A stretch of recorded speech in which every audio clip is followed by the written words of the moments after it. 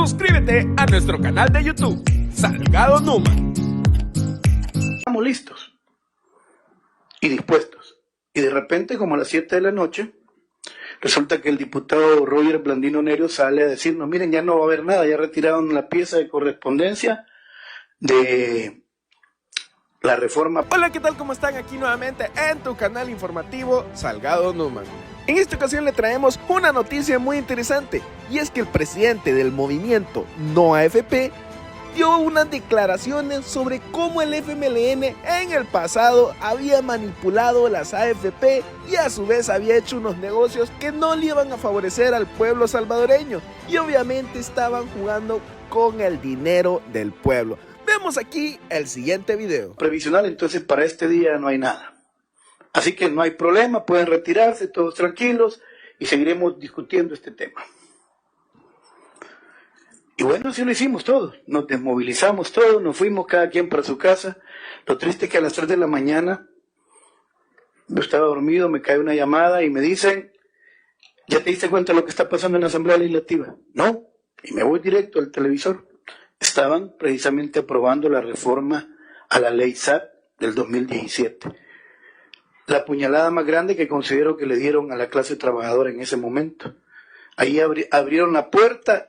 Nos contaban, eso lo sabemos hoy, nos contaban que justamente cuando nosotros estábamos rodeando la Asamblea Legislativa, una comisión de altos dirigentes del FMLN se encontraban en la NET reunidos negociando la ley. Es triste por lo que hemos pasado. Y yo me he preguntado siempre, de verdad me he preguntado así, nos hemos preguntado como compañeros.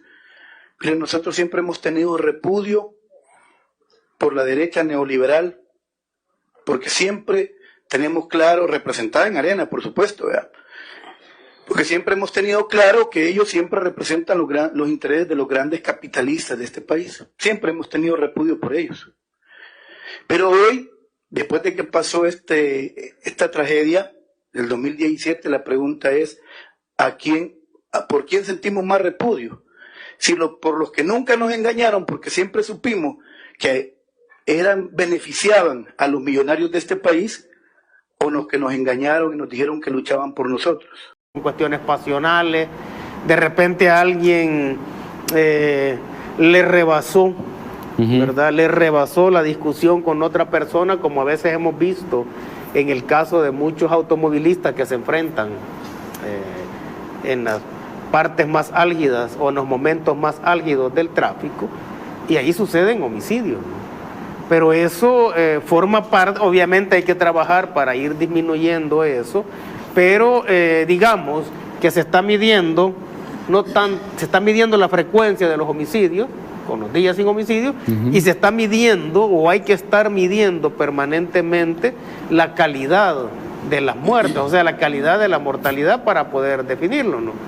Porque mucha gente pudiera confundirse cuando salen, digamos, los tuits del presidente Nayib Bukele y dice otro día más sin homicidio, y alguien pudiera decir, bueno, mire, pero yo me di cuenta de que mataron a fulano.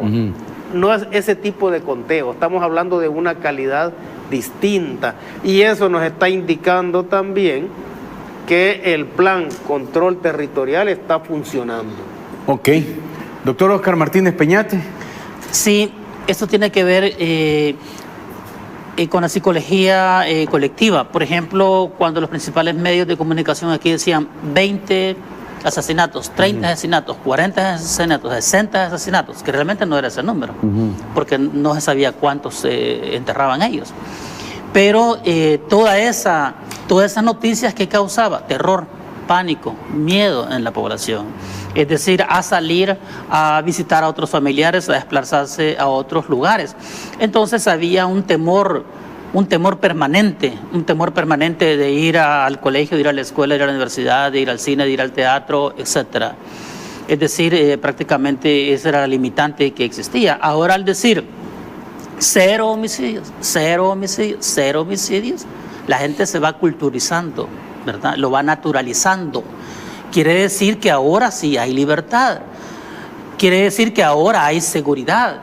Significa que ahora sí se aplica la ley indistintamente de la extracción social, económica o política. Entonces, ese es un gran mensaje para la población. No solamente por la noticia, sino que ellos lo perciben. Caso contrario, antes, no solo porque decían que habían 40, sino que porque se encontraban cadáveres a diestra y siniestra, sin ánimo de hacer ficción literaria. Así era la situación aquí en El Salvador. El otro mensaje que se envía a la sociedad y al mundo es lo siguiente: hay un homicidio, ya sea por problemas de intolerancia o pleitos entre ebrios, etcétera, que ya no son producto del accionar terrorista o pandilleril. Cuando se informa que hay un homicidio y a las tantas horas o al siguiente día capturaron al homicida, ¿verdad? Eso está también dando otro mensaje. ¿Cuál es el mensaje que se está dando? Es decir, si se comete un acto delictivo, ¿verdad? Se va a capturar al hechor, ¿verdad? Eso da seguridad y da certeza jurídica a la población, ¿verdad? Entonces, eso es lo que yo podría considerar al respecto. Ok.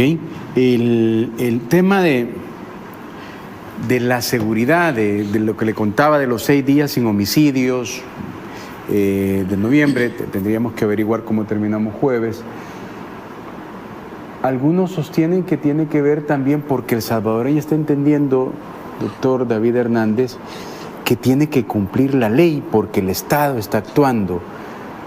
Pero algunos sienten que también es una estrategia de miedo y represión. Por lo menos la oposición dice eso. ¿Usted cómo lo percibe? Porque hoy que le quería preguntar esto, yo recuerdo que pasaba por el centro de San Salvador, ya sea en vehículo a pie, en el corazón, y tú no bajabas los vidrios, bueno, aparte que costaba, ¿vea? Y tenías que ir despacito, y todo el mundo decía que era una locura ir ahí. Todos aprendimos a esquivar el centro de San Salvador. Y hoy uno va sumamente tranquilo, relajado, disfruta el rescate de lo que está ocurriendo. ¿Qué está ocurriendo ahí, David? No, yo creo de que, como lo hemos dicho ya muchas veces, hay un cambio cualitativo en cuanto a la seguridad ciudadana. Y eso implica también tomar conciencia de la nueva realidad.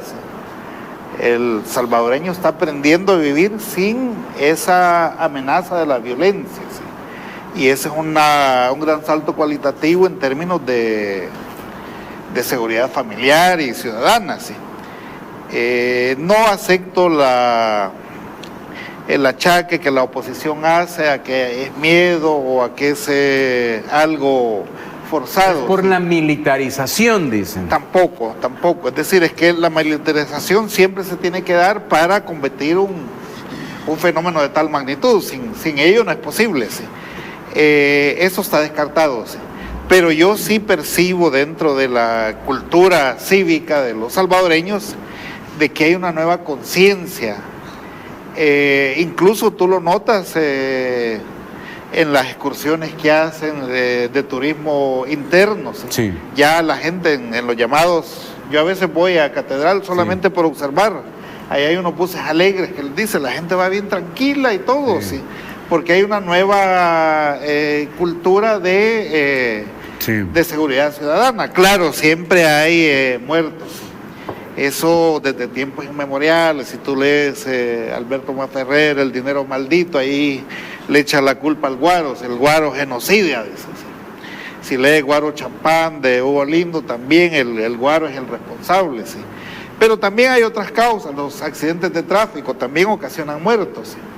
Las reyertas familiares o vecindales, es decir, pero ya no es violencia de un estamento criminal como las pandillas, es violencia, digamos, yo le diría incluso blanda, y un poco producto del azar, y eso se da hasta en las mejores familias, es decir, hasta en las mejores familias pasa que hay una discusión familiar o una discusión con los vecinos y a veces dominan las emociones y hay violencia, ¿sí? O en el caso del alcohol, pues si eso se da hasta en los sectores que uno cree que son más